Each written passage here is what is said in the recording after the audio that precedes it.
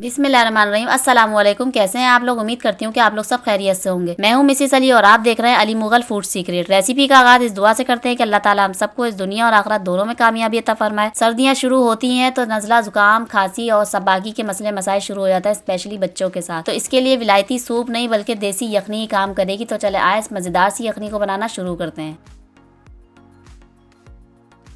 बिस्मिल्लाहिर्रहमानिर्रहीम। मज़ेदार सी यखनी बनाने के लिए मैंने यहाँ पे 1 पाव चिकन ले लिया और चिकन हम लोगों ने इस तरीके से लेना है, हड्डी भी हो उसमें, गोश्त भी हो, हड्डी ज़्यादा से ज़्यादा हो हम लोगों ने इसमें लेना है, क्योंकि फ्लेवर इसका अच्छी तरीके से निकल कर आएगा जब भी हमारी मज़ेदार सी यखनी तैयार होगी। और 3 से 4 पानी में मैंने इसको चिकन को वॉश कर लिया है और 4 गिलास पानी शामिल कर दिया है पैन में और उसमें चिकन शामिल कर दिए।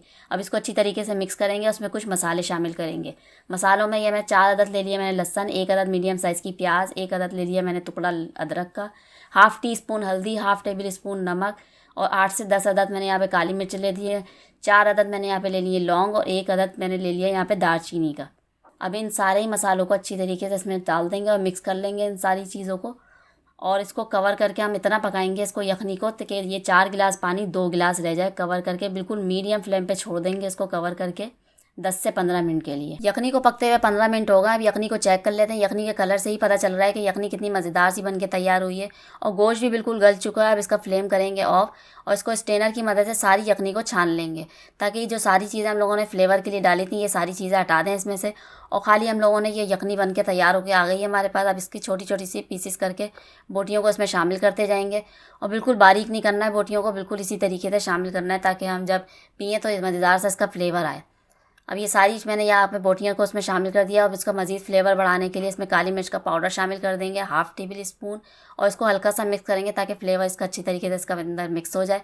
और इसको सर्विंग बाउल में इसको शामिल करेंगे, एक बाउल में इस तरीके से निकालते जाएंगे इसको। आप लोग इसको बच्चों को दें, बड़ों को दें, बूढ़ों को दें, किसी को भी दें, बहुत ही ज़्यादा फ़ायदेमंद होती है ये। स्पेशली प्रेग्नेंट ख़वातीन इसको इस्तेमाल करें। प्रेग्नेंट ख़वातीन इसको आफ्टर डिलीवरी भी इस्तेमाल कर सकती हैं, बहुत ही ज़्यादा फ़ायदेमंद होती है। और मेरी वो बहनें जो डाइटिंग पर हैं वो भी इसको इस्तेमाल करें, उनके लिए भी ये बहुत ही ज़्यादा फ़ायदेमंद होने वाली है।